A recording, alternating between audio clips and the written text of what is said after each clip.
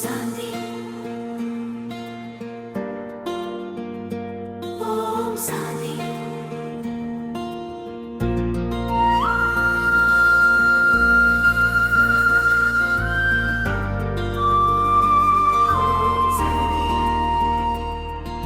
நாடும் நதி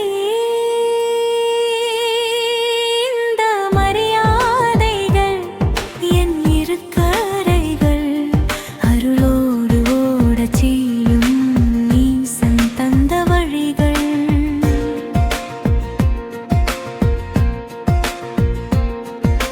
வெம்மையிலும் நிழலிலும் வேகத்திலும் அமைதியிலும் சிதறாமல் என்னை நடத்தும் தர்மத்தின் கரைகள். நாடும் நதி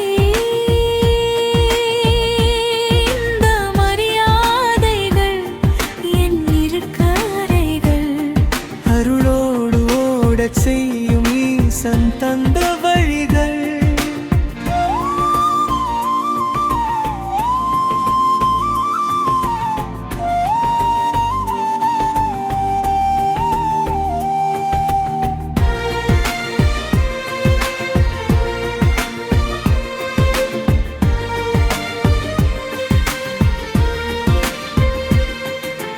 நான் நிற்கும் போது சீதைவே, நான் ஓடும் போது தூயுமை, என்னை தாங்கி நிற்கும் இந்த மரியாதைகள் சாட்சி.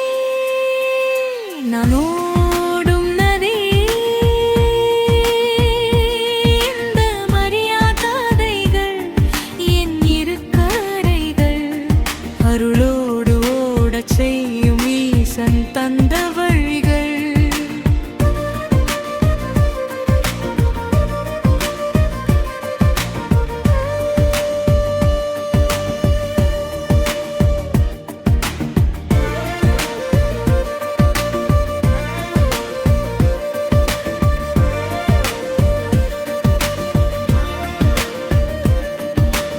எல்லை அல்ல இவை என் பயணத்தின் பாதுகாப்பு, கடலை நோக்கி அழைத்துச் செல்லும் கருணையின் கைப்பிடிப்பு.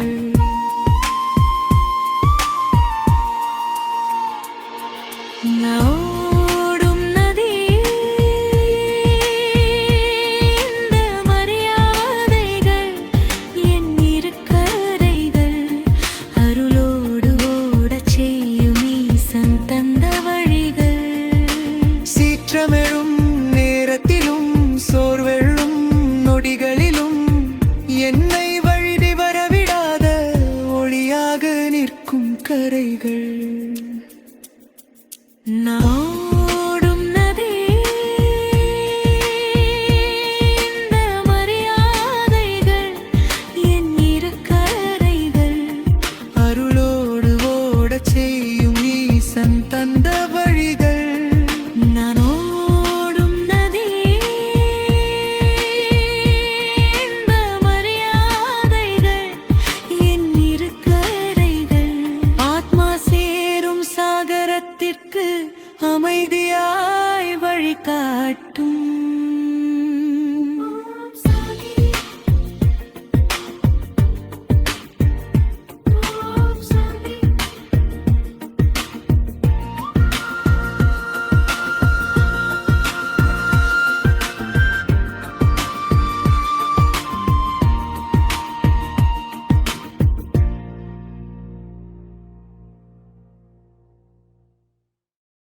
ஓம் சாந்தி.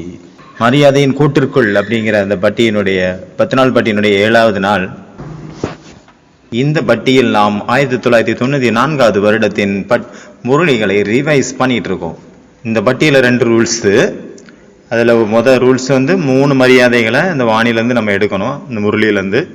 2வது ரூல்ஸ் பார்த்தீங்கன்னா டைமுக்குள்ளே முடிக்கணும், இல்லைன்னா மைக் ஆஃப் ஆயிரும். ஏன்னா 2 பட்டி போயிட்டு இருக்கிறனால கர்மாதீத் கவுண்ட் டவுன் போயிட்டு இருக்கு இங்கிலீஷில், இதுவும் போயிட்டு இருக்கு. அப்போ டைம் மேனேஜ் பண்ணணும், அதனால டைமுக்கு முடிக்கணும் அது அப்படிங்கிற ஒரு சட்டம் இருக்குது இந்த பட்டியல. இன்னைக்கு வந்து 26/11/1994 வருடத்தினுடைய முரளி மற்றும் பரிவர்த்தனையின் சக்தியின் பிரத்யக்ஷ சுரூபம் சகஜ யோகி ஜீவன். இதுதான் தலைப்பு. பரமாத்மாவுடைய பாலனை மற்றும் பரிவர்த்தனை சக்திக்கான உடனடி பலன் பிரத்யக்ஷ சுரூபம், உடனடி சுரூபம் சகஜ யோகி வாழ்க்கை. சகஜ யோகி வாழ்க்கை நம்ம அனுபவம் பண்ணிட்டு இருக்கிறோம் அப்படின்னா அதனுடைய அர்த்தம் என்ன? நமக்கு பரமாத்மாவுடைய பாலனை கிடைத்து கொண்டிருக்கின்றது. ஒருவேளை நம்மளுடைய யோகி வாழ்க்கை ரொம்ப கஷ்டமா இருக்கு, ஒரே தலைவலியா இருக்கு அப்படின்னா நம்மளை புரிஞ்சிக்க வேண்டியதான்.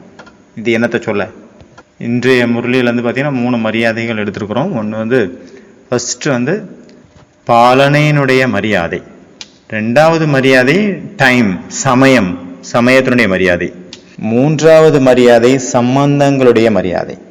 பாபா பரமாத்மா இந்த பாலனையினுடைய பாக்கியத்தை பற்றி சொன்னாரு. ஒவ்வொரு வினாடியும் குழந்தைங்களாய் நீங்க பரமாத்மாவுடைய பாலனையில வளர்ந்துட்டு இருக்கிறீங்க. எப்படி பரமாத்மா உயர்ந்தவரா இருக்கிறார், அதே போல பரமாத்மாவுடைய பாலனையும் ரொம்ப ரொம்ப ரொம்ப உயர்ந்தது. பாபா சொல்றாங்க, பரமாத்மாவுடைய அன்பு தான் உங்களை அதிகாலையில் எழுப்புகிறது. அமிர்த வெளியில அன்பினுடைய பாடல் தான் உங்களை எழுப்புகிறது. பாபா சொல்றாங்க, யார் மேல ரொம்ப அன்பு இருக்குதோ அவங்களுடைய கஷ்டங்கள், அவங்களுடைய கஷ்டமான விஷயங்களை கேட்க நம்மளால சகித்து கொள்ள முடியாது. ஜென்மம் மாறிவிட்டது, சுபாவம் மட்டும் மாறவில்லை. தாய் தந்தை மாறிவிட்டாங்க, ஆனாலும் சுபாவம் இன்னும் மாறல. அப்படிதானே? பிராமண ஜென்மம் எடுத்தாச்சு, ஆனாலும் சுபாவங்கள் இருக்குது, உள்ளுக்குள்ள இருக்கணும். பாபா ஷார்ட் பார்த்தாரு. ஷார்ட்ல பாத்தீங்கன்னா அந்த கிராஃப் பாத்தீங்கன்னா வரைபடத்துல மேல கீழே இருந்தது. சிலருடைய சார்ட் பார்த்ததுல நிறைய பேருடைய சார்ட்ல நிறைய கரைகள் படிஞ்சிருந்தது. சிலருக்கு ரொம்ப ஜாஸ்தியா இருந்து, சிலருக்கு கொஞ்சம் கம்மியா இருக்கு. பாபா மாதாஸை பத்தி கூட சொன்னார் முரளியில. மாதாஸுக்கு ரொம்ப ஸ்பெஷலான விஷயம், அவங்க பாலனை பண்ணக்கூடிய ஸ்பெஷாலிட்டி அவங்கள்ட்ட இருக்குது. குழந்தைகளை வளர்க்கிறது, பராமரிக்கிறது, வீட்டை பார்த்துக்கிறது, விசேஷமான பாலனையினுடைய சமஸ்காரம் இயற்கையாகவே தாய்மார்கள்ட்ட இருக்குது. அதனால எல்லாத்தையும் பாதுகாக்க ரொம்ப உங்களுக்கு பிராக்டிஸ் இருக்கிறதுனால குஷியை நீங்க எடுத்துக்கோங்க. பாபாட்ட இருந்து அதை எடுத்துட்டு போய் பாதுகாத்து வச்சுக்கோங்க. எப்படி மதுபன்ல இருக்கும்போது ரொம்ப குஷியா இருக்குது, குஷியா டான்ஸ் ஆடுறாங்க நிறைய மாதாஸ் பாத்தீங்கன்னாங்க. அதே போல வீட்லயும் போய் அதே மெயின்டைன் குஷியை அதே குஷியோட இருங்க. உங்க வீட்டுக்கு யாரெல்லாம் வராங்களோ அவங்க ரொம்ப குஷி ஆயிட்டு போகணும். எப்படி இங்க எல்லாரும் பாபா வீட்டுக்கு வராங்க, குஷி ஆயிட்டு போறாங்க, அதே போல உங்க வீட்டுக்கு வரவங்களும் குஷி ஆயிட்டு போகணும். மரியாதையினுடைய விஷயம் வரும்போது பாத்தீங்கன்னா நதியை தான் சொல்றாங்க இல்லையா? அந்த இது முரளியில இந்த பட்டியலை கூட எல்லாருமே நதியெல்லாம் மென்ஷன் பண்றாங்க மேக்சிமம் நிறைய பேர். அப்ப நதிகள் எப்போ நதினா ஆறு எப்போ ஆறாக ஆகுது? 2 கரைகள் இருக்கும்போது அது ஆறாக ஆகுது. அப்ப அந்த கரைகள் என்ன பண்ணுது, கூடவே அவங்க அந்த ஆற்றை கடல் வரைக்கும் கடலோடு சந்திக்க வைக்கக்கூடிய உதவியாக, ஒரு கருவியாக அந்த கரைகள் இயங்குது. கரைகள் இருக்குது சப்போர்ட்டியா. நம்ம மரியாதைப்படி நடக்கிறோம் அப்படின்னா ஆரம்பத்துல நமக்கு இது கொஞ்சம் டிஃபிகல்ட்டா இருக்குது.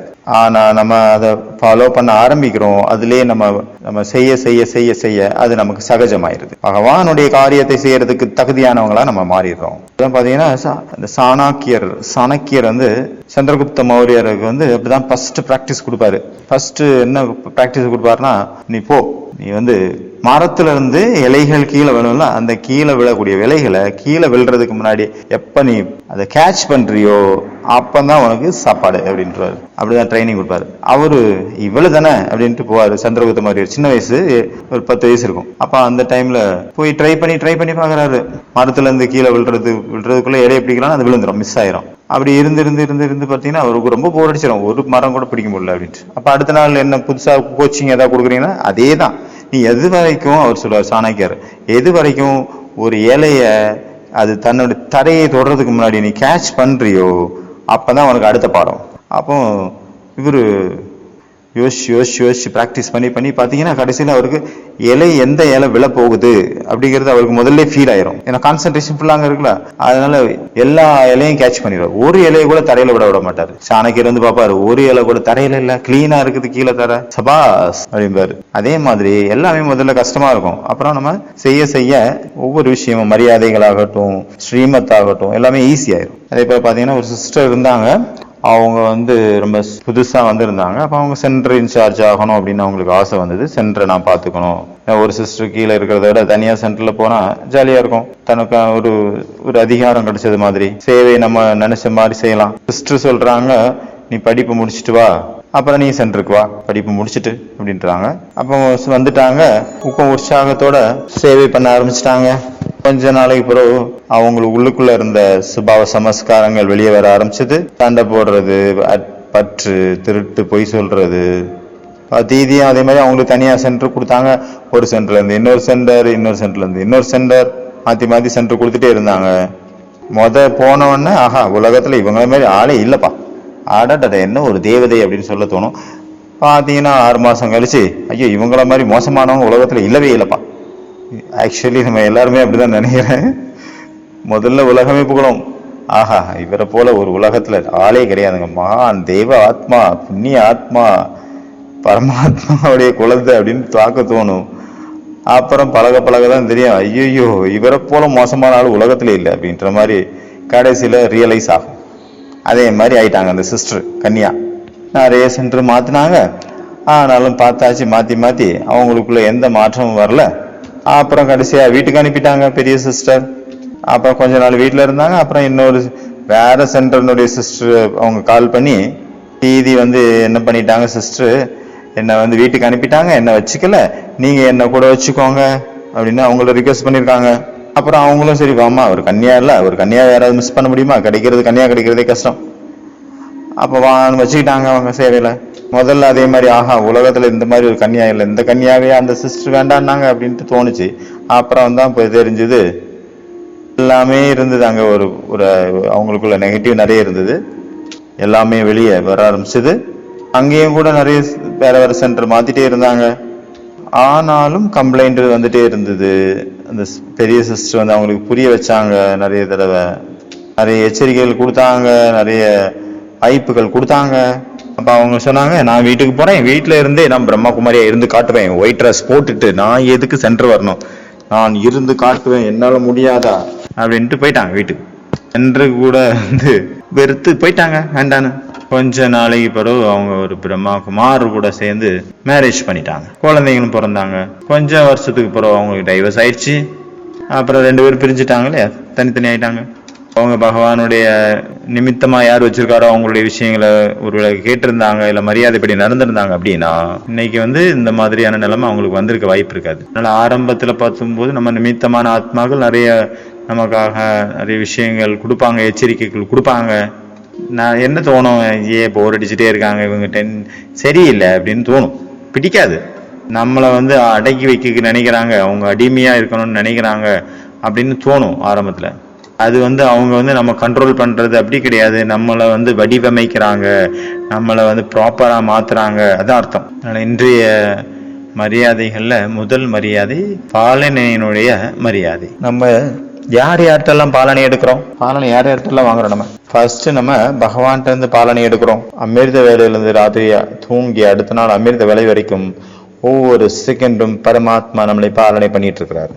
அடுத்த பாலனை யார்கிட்ட எடுக்கிறோம், சிருஷ்டியினுடைய ஆதி பிதா, சிருஷ்டியினுடைய ஆதி மாதா பிரம்மா மற்றும் அம்மாட்ட இருந்து நம்ம பாலனை எடுக்கிறோம். இயற்கையினுடைய 5 தத்துவங்கள்ட்ட இருந்து எடுக்கிறோம். நம்ம தன்னுடைய தாய் தந்தைகிட்ட, லௌகீக தாய் தந்தைகிட்ட இருந்து எடுக்கிறோம்.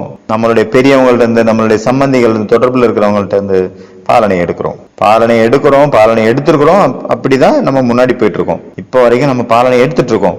ஆனால் பாலனை எடுக்க எடுக்க நம்மளுடைய காரியத்தையும் செய்யணும், அதாவது நம்ம கொடுத்துட்டே இருக்கணும். பாலனை எடுக்கிறதையும் மரியாதைக்குள்ள இருந்து எடுக்கணும், பாலனை கொடுக்கறதையும் மரியாதைக்குள்ள இருந்து கொடுக்கணும். மரியாதைக்குள்ள இருந்து பாலனை கொடுக்கறது அப்படின்னா என்ன அர்த்தம், பாலனை கொடுக்கணும் ஆனா மரியாதைக்கு உள்ள இருக்கணும், உள்ள இருந்து கொடுக்கணும். மரியாதைக்குள்ள இருந்து பாலனை எடுக்கணும், ஸ்ரீமத்துக்குள்ள இருந்து பாலனை எடுக்கணும். எவ்வளவு உச்சிதமான பாலனையோ அந்த உச்சிதமான பாலனையை மட்டும்தான் எடுக்கணும். அப்பதான் நம்ம கச்சிதமாக முடியும். அதனால நம்ம எந்த ஒரு சோம்பேறித்தனத்திலையும் இல்லாம முழுமையான பாலனையை எடுக்கணும் அந்த உச்சிதத்துல இருந்து. அப்புறம் தாய் தந்தைகிட்ட நம்ம என்ன பாலனை எடுத்துட்டு இருக்கோம், அதுக்கான ரிட்டர்ன் நம்ம எப்படி கொடுக்கறது, அவங்களுடைய ஆசைகள் என்னெல்லாம் நம்ம மேல ஆசை விருப்பங்கள் எதிர்பார்ப்பு இருக்கோ அதை எப்படி நம்ம பூர்த்தி பண்றது. அதாவது அவங்க என்னெல்லாம் சொல்றாங்களோ, அவங்க சொல்லப்பட்ட வழி, அந்த மார்க்கம், அந்த ஞானம், அந்த ஸ்ரீமத், அந்த வாழ்க்கையில நம்ம பிராக்டிக்கலாக நமக்குள்ள கொண்டு நம்மளுடைய ஒவ்வொரு காரியத்திலையும், நம்மளுடைய ஒவ்வொரு மனசு புத்தியில நாடி நரம்புல அதை நிறைச்சி இந்த பரமாத்மாவுடைய சொல்லப்பட்ட ஸ்ரீமத்தை நம்ம வாழ்க்கையில நம்ம கொண்டு அதன் மூலமாக நம்ம அதுக்கு ரிட்டர்ன் கொடுக்குறோம் பாபாவுக்கு. நம்ம லௌகீக தாய் தந்தையினுடைய பாலனைக்கும் நம்ம ரிட்டர்ன் கொடுக்கணும். நம்ம லௌகீக தாய் தந்தை பாத்தீங்கன்னா நமக்கு தெரியும், நம்ம லைஃப்ல 3 பேர், சரி 4 பேர்னு வச்சுக்கலாம், 4 பேர் மட்டும்தான் நம்மளுடைய வாழ்க்கையில நம்ம முன்னேறினா ரொம்ப சந்தோஷப்படுவாங்க. நம்மளுடைய தாய், அம்மா, நம்மளுடைய அப்பா, அப்புறம் டீச்சர் கூட எவ்வளவு பெருமை வரும். அம்மா அப்பாங்கிறவங்க லௌகீக சொந்தக்காரங்க, ஓகே. அதுவே டீச்சர் கூட எப்படி சொல்லுவாங்க, ஏன் ஸ்டூடெண்ட் கலெக்டர் ஆயிட்டார் அப்படின்னு பெருமைப்படுவார். அதே போல குரு கூட சிஷ்யர் உயர்ந்து போகும்போது அவருக்கு எவ்வளவு பெருமை வருது. இந்த மாதிரி 4 பேரு நம்மளுடைய முன்னேற்றத்தை கண்டு சந்தோஷப்படுறவங்க. மீதியெல்லாம் அவங்கவுங்க நம்ம கூட உள்ள இதை பொறுத்து, கணக்கை பொறுத்து. நமக்குள்ள பாத்தீங்கன்னா 1000 குறைபாடுகள் இருக்கலாம். நம்ம நிறைய தடவை அவமானப்படுத்திருக்கலாம் அவங்க சொன்னதை கேட்காம இருந்திருக்கலாம். ஆனாலும் லௌகீகத்துல தாய் தந்தை என்ன பண்ணுவாங்க, குழந்தை தன்னுடைய மகள் முன்னாடி இருக்கணும், ஹாப்பியா வாழணும், சந்தோஷமா வாழணும் அப்படின்னு தான் நினைப்பாங்க. ஒரு அப்பா இருக்காருன்னா பெண் குழந்தையா இருந்தா அவங்களுக்கு எவ்வளவு எல்லாம், அவங்களுக்கு நகை நெட்டெல்லாம் போட்டு அதுக்கேற்ற பணத்தை சேர்த்து டவுரி எல்லாம் கொடுத்து சந்தோஷமா இருக்கணும்னு வாழ வைக்கிறார். பையனா இருந்தா சொத்து கொடுக்குறாரு. இந்த மாதிரி 2 பேருக்குமே தாய் தந்தையின் மூலமாக பாலனை கிடைக்குது. தன்னுடைய குழந்தை சந்தானங்கள் மகிழ்ச்சியா இருக்கணும் அப்படின்னு. அப்ப இதுக்கான ரிட்டர்னை நம்ம எப்ப கொடுக்கறது? நான் ஒருத்தர் சின்ன வயசுல பார்த்தேன். என்னுடைய பக்கத்து வீட்டுல ஒரு மாதாஜியை அவங்க பையன் குடியாரன், மேரேஜ் ஆகல, குடிக்காரர் வந்து குடிச்சிட்டு அம்மா தான் மட்டும் தான் இருக்கான், அப்பா கிடையாது. அம்மாவை போட்டு மிதிச்சு அடிப்பார் போட்டு போதையில. அப்போ பயங்கர சண்டை நடக்கும். சண்டை போட்டு அவங்க போயிடுவாங்க. அந்த மாதாச்சி உட்காந்து அழுதுட்டு இருப்பாங்க. என்னன்னு கேட்டா, அவங்க அடிச்சதுக்காக அழல, என் பையன் சாப்பிடாம போயிட்டான் அப்படின்னு சொல்லி அழுவாங்க. ராத்திரி சாப்பிடாம தனியா இருக்கான், எப்படி அவனுக்கு தூக்கம் வரும் அப்படின்ட்டு. தாய் அன்பு எவ்வளோ அன்கண்டிஷனா இருக்குது இல்லையா லௌகீகத்துல. அந்த மாதிரி அன்புக்கு நம்ம எப்படி ரிட்டர்ன் கொடுக்கறது? பரமாத்மா பரமாத்மா இறைவன் நமக்கு அவ்வளோ அவருடைய அன்பு எவ்வளவு கொடுப்பாரு. ஒரு தாய், லௌகிக தாய், ஒரு ஜென்மத்துக்கான தாய் அந்த அளவு அன்பு கொடுக்கும் பட்சத்துல அவன் சதா காலத்திற்கும் தாயாக இருக்கக்கூடிய, தந்தையாக இருக்கக்கூடிய பரமாத்மா அவ்வளவு நமக்குள்ள எவ்வளவு அன்பு கொடுப்பாரு. யோசிச்சு பார்த்தா புல் அரிக்குது. அதுக்கான ரிட்டர்ன் எப்படி நம்ம கொடுக்கறது? அவருடைய ஆசை, அவங்களுடைய விருப்பம், பாபாவுடைய விருப்பத்தை நம்ம பூர்த்தி பண்ணணும். 5 தத்துவங்களுடைய நமக்கு என்னெல்லாம் பண்ணிட்டு இருக்கோம் ஹெல்ப், அதற்கான ரிட்டர்ன் நம்ம எப்படி கொடுக்கறது? அதனுடைய பாலனைக்கான ரிட்டர்ன் நம்ம எப்படி கொடுக்கறது? 24 மணி நேரம் அந்த இதுகிட்ட இருந்து நம்ம பாலனை எடுத்துட்டு இருக்கிறோம். நம்ம இப்ப கூட நம்ம தரையில உட்கார்ந்து இருக்கிறோம், பூமியில மூச்சு சுவாசிச்சுட்டு இருக்கிறோம், அதனுடைய ஹெல்ப் எடுத்துட்டு இருக்கோம். யாரோ சொல்றாங்க சோஃபான்னு, சோஃபா கூட பூமிக்கு மேலதானே இருக்கு. சோஃபா எதுக்கு மேல உட்கார்ந்து இருக்கு? சரி, அந்த அவங்களுக்கு இருந்து நம்ம எடுக்கக்கூடிய பாலனைக்கான ரிட்டர்ன் நம்ம எப்படி கொடுக்கறது? நமக்குள்ள அமைதியின் வைப்ரேஷன், சாந்தியின் அன்பின் வைப்ரேஷன், அது நல்ல வைப்ரேஷன் தனக்குள்ள தாரணை பண்ணி இயற்கைக்கு நம்ம நல்ல வைப்ரேஷன்களை பரப்பணும். அதுதான் அதுக்கான ரிட்டர்ன். அவங்கள்ட்ட எடுக்கக்கூடிய பாலனைக்கான காசு ரிட்டர்ன் அதுதான். 5 தத்துவங்களுக்கு நல்ல வைப்ரேஷன்ஸை கொடுக்கறது. துக்கி அசாந்தத்தில் இருக்கக்கூடிய ஆத்மாக்களுக்கு அந்த நல்ல வைப்ரேஷன்ஸை கொடுக்கறது. ஒரு தடவை பார்த்தீங்கன்னா நாங்கள் போயிருந்தோம், அந்த அறிவு திருக்கோயில்னு சொல்ற அந்த இடத்துக்கு, ஈரோட்டில் இருக்க அதனுடைய தலைமையகம். அங்கே போயிருந்தோம். அங்கே பார்த்தீங்கன்னா நாங்கள் 40 பேர் போயிருந்தோம். பிகேஎஸ் குமாரிஸ் ஒரு பாத யாத்திரையாக போகும்போது, பாத யாத்திரை போச்சு இல்லையா, கன்னியாகுமரி டு பெங்களூர். அந்த பாத யாத்திரையில் போகும்போது பார்த்தீங்கன்னா அந்த இன்ஸ்டிடியூஷனுக்கு போயிருந்தோம். அப்போ அங்கே இருக்கிற இன்சார்ஜ் சொல்கிறாரு, அவர் டோட்டலாக அந்த இதுக்கு இன்சார்ஜ், அவர் சொல்கிறாரு, நீங்கள் ஒன்றும் வேண்டாம், எனக்கு 1 நிமிஷம் உங்களுடைய நல்ல வைப்ரேஷன்ஸ் மட்டும் கொடுத்துட்டு போங்க. ட்ரை ஃப்ரூட்ஸ் எல்லாம் எல்லாத்துக்கும் நிறைய கொடுத்தாங்க, அள்ளி கிஃப்டா. நீங்கள் நிறைய கிஃப்ட் கொடுத்தாங்க. இதுக்கு ரிட்டர்னா நீங்கள் உங்கள் 40 பேர் 50 பேர் இருக்கீங்கன்னு வச்சுங்க, உங்களுடைய நல் வைப்ரேஷன்ஸை 1 நிமிஷம் நீங்கள் பரப்பிட்டு போனால் அதுவே போதும் அப்படின்னா. அந்த மாதிரி அந்த குட் வைப்ரேஷன் அதுதான் வேணும், வேற என்ன வேணும்? அதில் சென்டருக்கு, எங்கள் சென்டருக்கு பார்த்தீங்கன்னா மோகினி தீதி இன்சார்ஜாக இருக்காங்கல்ல, பிரம்மாகுமாரிகள் இன்சார்ஜ், அவங்க வந்திருந்தாங்க. அவங்களுக்கு பெரிய லாட்ஜ் எல்லாம் பார்த்தோம், தங்க வைக்கிறதுக்காக லாட்ஜில் எல்லாம் போனாங்க. நாங்கள் பார்த்து நல்லதை தான் பார்த்து செலக்ட் பண்ணி வச்சுருந்தோம். ஆனால் தீதி எப்போ அவங்க மோகினி தீதி எப்போ வந்தாங்களோ அவங்களுக்கு அந்த இதெல்லாம் பிடிக்கல. சென்டர் சின்ன சென்டர், ஏசி கூட கிடையாது. அதனால அங்கே தங்க வைக்காம லாட்ஜில் பார்த்து வச்சுருந்தாங்க. அவங்க பார்த்தாங்க, அவங்களுக்கு பிடிக்கவே இல்லை. சென்டர்லேயே தரையில் கூட படுத்துக்கிறேன், என்ன சென்டர் கூட்டிகிட்டு போங்க அப்படின்ட்டாங்க. அப்புறம் சொன்னாங்க, நமக்கு என்ன வேணும்? குட் வைப்ரேஷன்ஸ் வேணும். பேட் வைப்ரேஷன்ஸ் நம்மளுடைய ஹெல்த்தை பாதிக்குது, குட் வைப்ரேஷன்ஸ் நம்மளுடைய மன நிம்மதி அதிகப்படுத்துது. அதனால நல்லா தூங்கினாங்க ராத்திரி ஃபுல்லாக. அந்த மாதிரி அந்த லாட்ஜ் பெரிய பெரிய வசதியான இடத்துல தூங்காதவங்க வசதி இல்லாத இடத்துல வந்து நல்லா தூங்குறாங்க. அப்ப சொல்றாங்க குட் வைப்ரேஷன்ஸ் தான் முக்கியமே தவிர வசதிகள் முக்கியம் அல்ல. பரமாத்மா ஒவ்வொரு செகண்டும் நமக்கு பாலனை கொடுத்துட்டு இருக்கிறாரு. இவ்வளவு சிரேஷ்ட பாக்கியம், நம்மளுடைய பாக்கியம். சிஎம் பரமாத்மா நம்மளை பாலனை பண்ணிட்டு இருக்கிறாரு. உலகத்துல அந்த மாதிரி எந்த ஒரு மனிதனும் கிடையாது. அவங்கள சிஎம் பகவானே வளர்க்குற மாதிரியான எந்த ஒரு மனிதரும் இந்த உலகத்துல கிடையாது. ஆனா நீங்க ஆத்மாக்கள் கொஞ்சம் பேர் மட்டும் அவ்வளவு சிரேஷ்டமானவங்க, மகான்கள், பாக்கியசாலிகள், உயர்ந்தவர்கள். பகவான் உங்களை வளர்த்து கொண்டிருக்கின்றார் தன்னுடைய கோட்டைக்குள் வைத்து. பகவானின் பாலனையில் வளர்ந்து கொண்டிருக்கக்கூடிய தேர்ந்தெடுக்கப்பட்ட தங்க ரத்தினங்கள், வைரங்கள். பரமாத்மாவை சுயம் அவரே மெனக்கெட்டு பாலனை கொடுக்கிறார் அப்படின்னா அவருடைய பாலனை என்னவாக இருக்கும்? அவர் எப்படி உயர்ந்தவரோ அதே போல அவருடைய பாலனையும் ரொம்ப ரொம்ப உயர்ந்தது, சிரேஷ்டத்திலும் சிரேஷ்டமானது, மகான்லேயும் மகானானது, நம்மளை மிக உயர்வான நிலைக்கு அழைத்து செல்லக்கூடியது அவருடைய பாலனை. பரமாத்மாவை ரொம்ப உயர்ந்தவர் அப்படின்னு எவ்வளவு மகிமைப்படுறாங்க உலகத்துல உள்ளவங்க. ஆனாலும் அவங்க வந்து பரமாத்மா பாலனைக்கு அதிகாரி இல்லை. ஏன் இல்லை? ஏன்னா அவங்களுக்கு பரமாத்மாவுடைய உண்மையான அறிமுகம் அவங்கள்ட்ட இல்லை. பரமாத்மா கூட அவங்க சம்பந்தம் வைக்கல. நம்ம பரமாத்மா கூட எல்லா சம்பந்தத்தையும் வச்சுட்டோமா? ஏதாவது ஒரு மனிதர்கள்ட்ட ஏதாவது ஒரு சம்பந்தம் அங்க மாட்டிக்கொண்டு இருக்கின்றதா? நம்மை நாமளே விழித்து கொள்ள வைப்பதற்காக, நம்மை சோதனை செய்வதற்கான தேவை உள்ளது. நம்ம வந்து முழுமையாக பரமாத்மா கூட எல்லா சம்பந்தமும் வைக்கல அப்படின்னா முழுமையான பாலனை நம்மளும் எடுக்கல அப்படின்னு தான் சொல்ல முடியும். அடுத்தது பாபா சொல்றாரு முரளியில, உங்களை காலையில் தினமும் வந்து எழுப்புவது யார்? பரமாத்மாவின் அன்புதான் உங்களை அதிகாலை விழித்தல செய்கிறது, எழுப்புகிறது. பரமாத்மாவின் பாடல் உங்களை எழுப்புகிறது, அன்பின் பாடல் எழுப்புகிறது. அன்புதான் வந்து எழுப்புகிறது. அன்புல எந்திரிக்கிறீங்களா, அலாரத்துல எந்திரிக்கீங்களா? கொஞ்ச நேரங்கள் தான் நமக்கு கிடைக்குது பரமாத்மாவுடைய பாலனையை அனுபவம் செய்வதற்காக. அநேக ஆத்மாக்களுக்கு தேவி ஆத்மாக்களுடைய பாலனை எடுத்தோம், அநேக ஜென்மங்கள் மனித ஆத்மாக்களுடைய பாலனை எடுத்தோம். இந்த ஒரே ஒரு சின்ன ஜென்மம் தான் பரமாத்மாவுடைய பாலனை கிடைக்கக்கூடிய நேரம். இந்த கொஞ்ச நேரம் தான் பரமாத்மாவின் பாலனையின் பாக்கியம் கிடைத்திருக்கின்றது. கொஞ்ச நேரம். அப்ப வாய்ப்பு கிடைக்கும் போது என்ன பண்ணோம்? வாய்ப்பு கிடைச்சிச்சுன்னா, வாய்ப்பு கிடைச்சிருக்கு இப்பதான், வாய்ப்பு சான்ஸ் கிடைச்சதுன்னா டான்ஸ் பண்ணிருந்தோம், மோக்கா கிடைச்சுன்னா சோக்கா பண்ணிருங்க. வாய்ப்பு கிடைக்கும் போது 6 அடிச்சிருங்க. ஈஸியா ஷார்ட் பிச் பால் போட்டாரு, இல்ல ஓவர் பிச் பால் போட்டாரு, அடி 6. அதனால வாய்ப்பு கிடைக்கும் போது பயன்படுத்திக்கிங்க. சுயம் பரமாத்மா நம்மளை சந்திக்கிறதுக்காக, நமக்குள்ள சக்திகளை நிரப்புறதுக்காக, சுயம் பரமாத்மா நம்ம கிட்ட வந்து பேசுறதுக்காக நம்மளை எழுப்புறார் அதிகாலையில. எவ்வளவு குஷி, எவ்வளவு பாக்கியம் நமக்கு கிடைக்குது.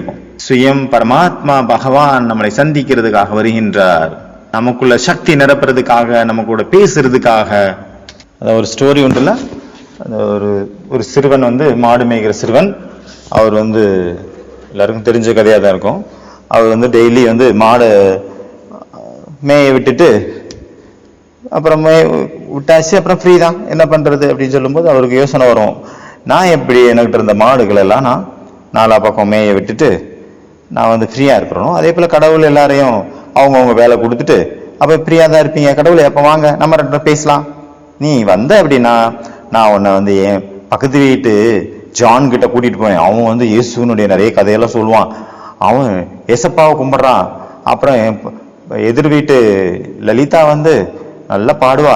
அப்புறம் பின்னாடி வீட்டு ஆன்டி வந்து நிறைய லட்டெல்லாம் செஞ்சு கொடுப்பாங்க, நீ வந்தனா உனக்கும் தருவேன் அப்படின்னு இன்னொசென்ட்டா பேசிட்டே இருக்காரு.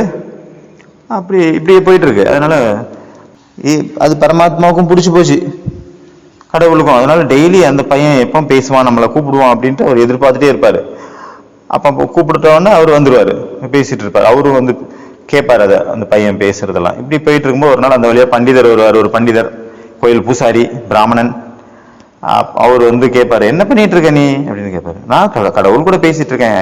ஐயே மகா தப்பு, இப்படியா கடவுள் கூட பேசுறவரு, அவரு எவ்வளவு பெரிய ஆளு, அப்ப எப்படி பேசணும் அப்படின்னு கேட்பாரு. இவரு ஒண்ணு சொல்லுவாரு, ஏதோ ஒரு மந்திரம் பிடி, ஒரு மந்திரத்தை, ஒரு ஸ்லோகன், சம்ஸ்கிருத ஸ்லோகனை அவருக்கு எழுதி கொடுத்துட்டு இதை படிச்சுட்டே இரு.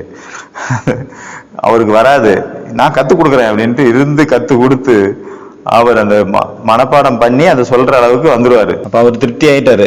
பிராமணன் ரொம்ப திருப்தி ஆயிட்டாரு. அன்னைக்கு போய் கடவுள்கிட்ட பேசுறாரு, கோயில்ல போய், கடவுளே இன்னைக்கு ஒரு பயங்கர நல்ல ஒரு புண்ணிய காரியம் செஞ்சேன். உங்க கூட பேச தெரியாத ஒரு சிறுவனுக்கு நான் உங்க கூட பேசுறதுக்கான ப்ராக்டிஸ் கொடுத்துட்டேன், ரொம்ப திருப்தியா இருக்கேன். அப்ப அங்க இருந்து அசரீர் வாக்குது, முட்டாளே, நீ செய்த உன்னுடைய வாழ்க்கையில் செய்த மிக கொடுமையான விஷயம் அப்படின்னா இதுதான், பாவ காரியம். என் கூட இதயபூர்வமாக பேசிட்டு இருந்த ஒரு சிறுவனை நீ ஸ்லோகனை சொல்ல வச்சுட்ட. நான் அதுக்காகவே டெய்லி வந்துட்டு இருந்தேன், அந்த சிறுவனுடைய உரையாடலை கேட்கறதுக்காக. எவ்வளவு கள்ளம் கபடம் இல்லாம இதயத்திலிருந்து வெளிப்படக்கூடிய வார்த்தை. இந்த மாதிரி யாராவது பேச மாட்டாங்களா என் கூட அப்படின்னு தாகத்துல இருக்கிறேனா, அதனால நான் டெய்லி வருவேன் மெனக்கெட்டு. ஆனா நீ அதை கெடுத்துட்ட. இன்றைக்கு தான் நீ உலகத்திலே உன்னுடைய வாழ்க்கையில மிக கொடுமையான ஒரு பாவ காரியம் செஞ்சிருக்கிற அப்படின்னு. இதே மாதிரி பாத்தீங்கன்னா ஒரு சர்ச்சில் ப்ரேயர் பண்ணிட்டு இருக்காங்க, அப்பாவும் பையனும். அவங்க அப்பா சொல்லிட்டு இருக்காரு, பிரமண்டருக்கும் எங்கள் பிதாவே உம்முடைய நாமம் பரிசுத்தப்படுவதாக, உம்முடைய ராஜ்யம் பரலோகத்தில் இருப்பது போல பூலோகத்திலும் வரப்படுவதாக, ஆமேன் அப்படின்பாரு. அவன் பையன் கேட்டே இருக்காரு. பையன், அப்பா சொல்லிக் கொடுங்க. அவரு அமைதியா இருக்காரு, சொல்ல முடியாது. இப்ப ப்ரேயர் நடந்துட்டு இருக்கு, இப்ப வேண்டாம். மறுபடியும் கேட்டே இருக்காரு, சொல்லிக் கொடுப்பா, எப்படி ப்ரே பண்ண சொல்லிக் கொடுன்னு. அவர் சொல்லவே இல்லை. உடனே கொஞ்ச நேரம் பார்க்குற அந்த பையன் உடனே சொல்றாரு, அவரே கண்ண மூடிட்டு ஜெபம் பண்ண ஆரம்பிச்சிட்டார், ப்ரேயர் பண்ண ஆரம்பிச்சிட்டார். உடனே அவங்க அப்பாவுக்கு கியூரியாசிட்டி ஆயிடுச்சு, ஆமா என்ன சொன்னேன், எப்படி ஜெபம் பண்ண, அது சொல்ல முடியாது அப்படின்னு. அதை சொல்லுப்பா, பிகு பண்ணாது அப்படின்னு.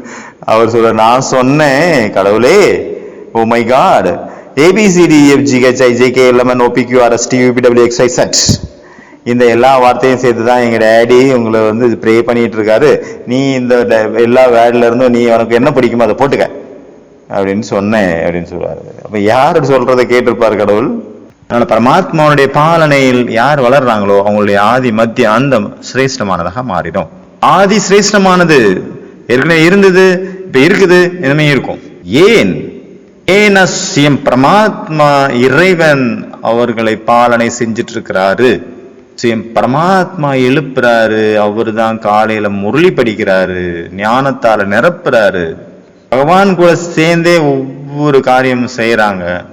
பரமாத்மா இறைவன் நமக்கு குட் நைட் சொல்றாரு தூங்குறதுக்கு முன்னாடி. அப்ப நம்மளுடைய ஆதியும் சிரேஷ்டமானது, நம்மளுடைய அந்தமும் சிரேஷ்டமானது, மத்தியமும் சிரேஷ்டமானது. பாபாவுடைய பாலனையினுடைய பிராக்டிக்கல் சுரூபம் என்ன? சகஜயோகி வாழ்க்கை. பாபா சொல்றாங்க, பாபாட்ட நீங்க என்னெல்லாம் பாலனைகள் எடுக்கிறீங்களோ அந்த பாலனைய அடிக்கடி உங்க ஸ்மிருதியில கொண்டு வாங்க. இதுதான் பாலனையினுடைய மரியாதை. ரெண்டாவது பாலனை என்ன? நேரத்தின் பாலனை, நேரத்தின் மரியாதை. என்ன டைம் போயிட்டு இருக்கு இப்போ? பிரபுவை சந்திப்பதற்கான நேரம் சென்று கொண்டிருக்கின்றது. தனக்கு தானே மாற்றம் கொண்டு வரக்கூடிய நேரம் சென்று கொண்டிருக்கின்றது. இப்ப அதற்கான நேரம், தன்னை தானே பரமாத்மா கூட நம்ம வச்சுக்கிறதுக்கான நேரம், பரமாத்மாவோடு இருக்கக்கூடிய நேரம் போயிட்டு இருக்குது இப்போ. அந்த மாதிரியான நேரத்துல பகவான் நம்மளுடைய சாட்டை பார்க்கிறாரு. அவர் பார்க்கும்போது அவருக்கு தெரியுது குழந்தைங்களுடைய அந்த ரேகைகள் சில நேரம் மேல இருக்குது, கிராஃப்ட் பார்த்தாரு கீழே இருக்குது, சில நேரம் மேல இருக்கு, சில நேரம் கீழே இருக்கு. பாபா அதையும் பார்த்தாரு. சில இடத்துல கரைகள் இருக்குது, நிறைய பேருக்கு பெரிய பெரிய கரையா இருக்குது. அதாவது சதா மேல இல்ல, மேல கீழே தான் இருக்கு, டிஃபரெண்ட் வந்துட்டே இருக்குது. இதுல இருந்து என்ன தெரியுது? பரமாத்மா கூட சர்வ சம்பந்தம் வைக்கல, அந்த மரியாதைகளை நம்ம பாலனை பண்ணல.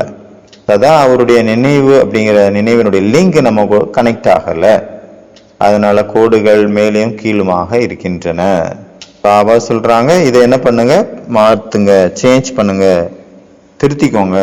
பாபா சொல்றாங்க, பிராமண வாழ்க்கையில நிறைய டெஸ்ட் பேப்பர் வருது, அது உண்மைதான். ஆனா டெஸ்ட் பேப்பருக்கான நேரம் 1 நிமிஷம் 1 செகண்டா இருக்கும்.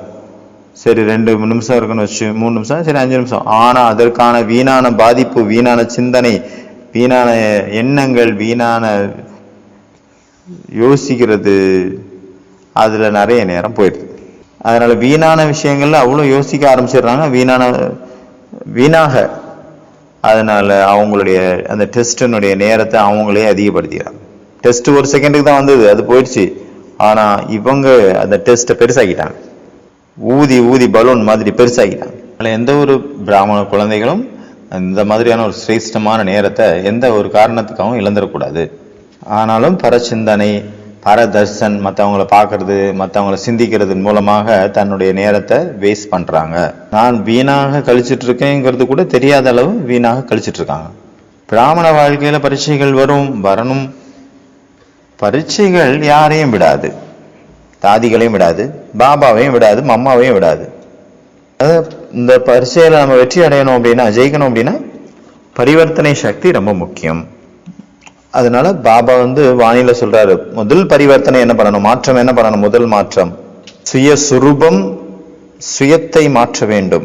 ஏன் மாற்றணும் அப்படின்னா பாபா சொல்றாங்க முரளியில, இந்த சங்கம யுகத்தினுடைய ஒரு செகண்ட் சத்தியுகத்தினுடைய ஒரு வருஷத்துக்கு சமமானது.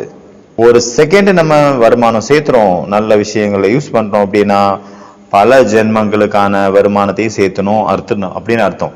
ஒருவேளை அதே போல ஆப்போசிட்டா ஒரு செகண்ட் நம்ம வேஸ்ட் பண்ணிட்டோம் அப்படின்னா பல ஜென்மங்களுக்கு வேஸ்ட் பண்ணிட்டோம் அப்படின்னு தான் அர்த்தம். அதனால இந்த நேரத்தினுடைய மகத்துவத்தை புரிஞ்சுட்டு அதை வேஸ்ட் பண்ணாம யூஸ் பண்ணணும். இது சமயத்தின் மரியாதை. இப்ப டைம் நமக்கு கம்மியா இருக்கிறனால இது 2வது மரியாதை. டைம் ஷார்ட்டா முடிக்கணும்ல, நேரத்தின் மரியாதையும் இருக்குல்ல, அதனால அதை பார்த்துட்டு நான் 3வது மரியாதைன்னு சொல்றேன். டக்குன்னு ஸ்பீடா பார்த்துருவோம். சம்பந்தங்களுடைய மரியாதை. பாபா சொல்றாங்க, சர்வ சம்பந்தங்கள் பரமாத்மா இறைவன் கூட எப்படி வைக்கிறது, பாபா கூட எல்லா சம்பந்தத்தையும் வைங்க. நம்ம பாபா கூட எல்லா சம்பந்தையும் வைக்கிறோம் அப்படின்னா அவர் எல்லா சம்பந்தங்களுடைய சுகம், அதீந்திரிய சுகத்தை நமக்கு கொடுக்குறாரு. ஏதோ ஒரு சம்பந்தம் நாம் தேகதாரிகள்கிட்ட வச்சிருக்கிறோம் அப்படின்னா அந்த சம்பந்தத்துல பாபாகிட்ட இருந்து சுகம் கிடைக்காது. நம்ம எடுக்கல அப்படின்னு அர்த்தம். எடுக்காத வரைக்கும் அந்த சம்பந்தம் உங்களுக்கு துக்கம் தான் கொடுத்துட்டு இருக்கும்.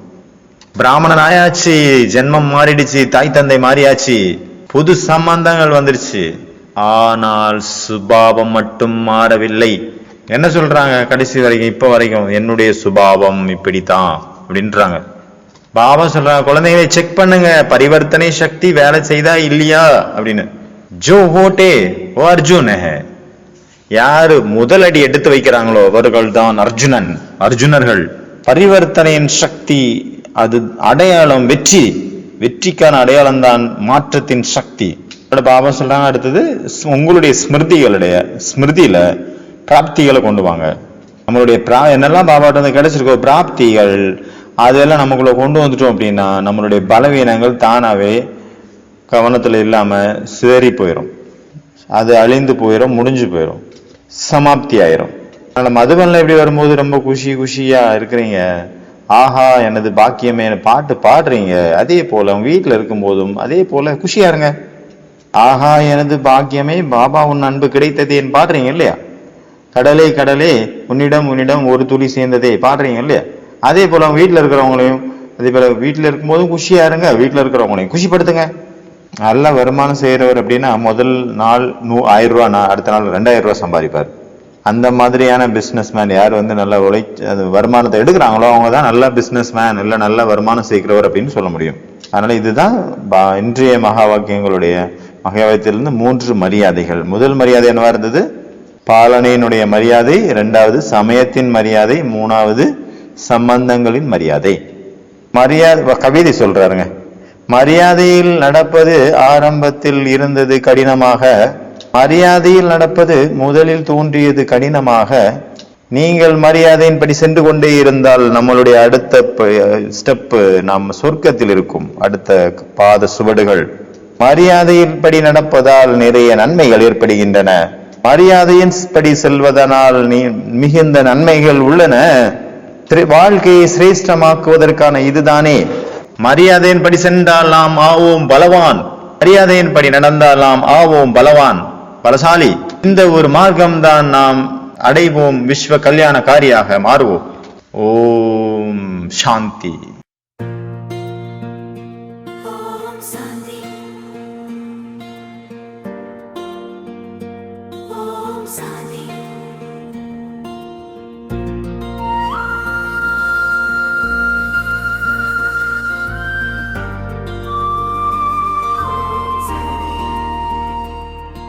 நாடும் நதி இந்த மரியாதைகள்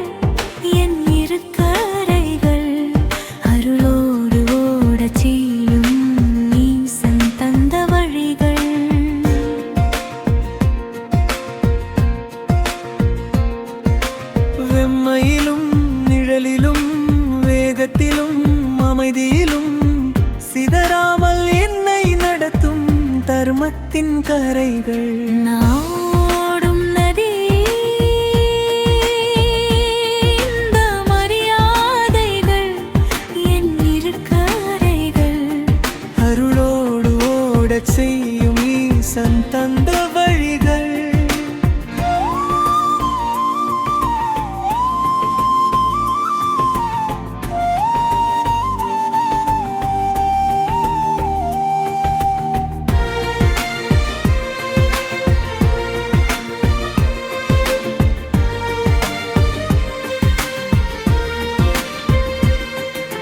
நான் நிற்கும் போது சிதைவே, நான் ஓடும் போது தூய்மை. என்னை தாங்கி நிற்கும் இந்த மரியாதைகள் சாட்சி. நான் ஓடும் நதி இந்த மரியாதைகள் என் இருக்கரைகள். அருளோடு ஓடச் செய்யும் ஈசன் தந்த வழிகள்.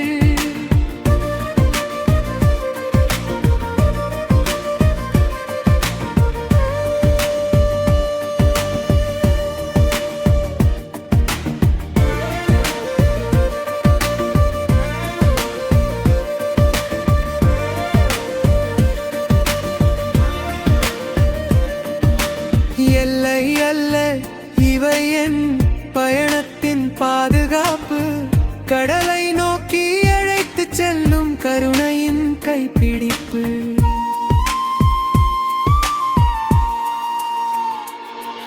நாடும் நதி இந்த மரியாதைகள் என் இருக்கரைகள். அருளோடு ஓடச் செய்யும் ஈசன் தந்த வழிகள். சீற்றமெழும் நேரத்திலும் சோர்வெழும் நொடிகளிலும் என்னை வழிதி வரவிடாத ஒளியாக நிற்கும் கரைகள். நாடும் நதி இந்த மரியாதைகள் என் இருக்கரைகள். அருளோடு ஓடச் செய்யும் ஈசன் தந்த வழிகள். நான் ஓடும் நதி இந்த மரியாதைகள் என் இருக்கரைகள். ஆத்மா சேரும் சாகரத்திற்கு அமைதியாய் வழிகாட்டும்.